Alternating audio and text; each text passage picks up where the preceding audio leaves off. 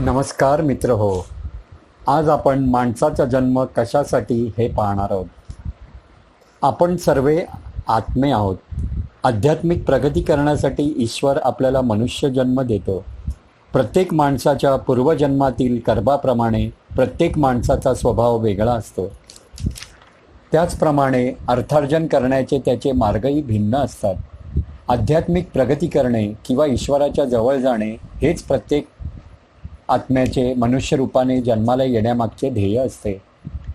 जन्माला आल्यानंतर दुर्दैवाने मनुष्य आपले ध्येय विसरतो व सत्ता, संपत्ती, सामर्थ्य व प्रसिद्धी यांच्या मागे लागतो.